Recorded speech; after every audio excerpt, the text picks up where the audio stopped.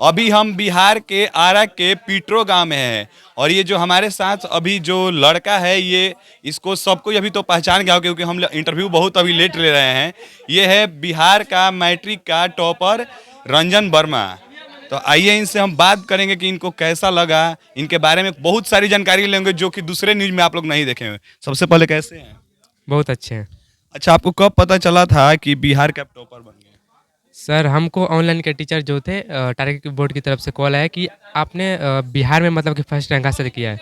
तो हमको विश्वास नहीं हुआ, तो फिर हम सर से बोले कि आप फिर से ट्राई कीजिए, चेक कीजिए। तो अच्छा, आपको विश्वास नहीं हुआ था कि आप टॉपर बन गए? नहीं, हमको इतना था कि हम रैंक लेंगे, लेकिन फर्स्ट रैंक किया गया मतलब ये हम सोचे नहीं थे। अच्छा, टॉपर वेरिफिकेशन में गए होंगे ना? जी अच्छा, ये बताइए, हम सब कोई तो जनरल सवाल पूछ रहा है कि जहाँ आपका सेंटर दिया था वहाँ चोरी उरी होता था कि नहीं होता था? सही सही बताइएगा, टॉपर हैं आप। सर, थोड़े थोड़े तो चोरी होते ही, लेकिन हम लोग ऐसा नहीं करते थे। आप नहीं कर रहे हैं ठीक, लेकिन चोरी वहाँ होता था कि नहीं?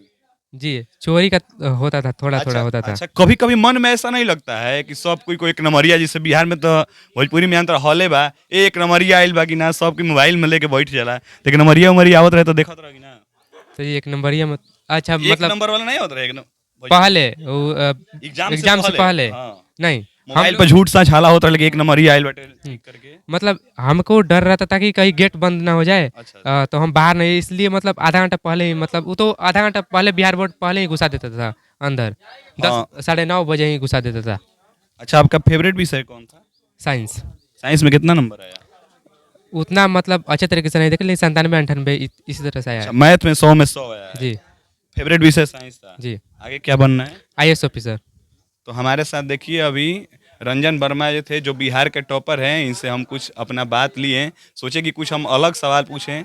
बाकी बहुत बहुत शुभकामनाएं भाई। धन्यवाद सर। ठीक।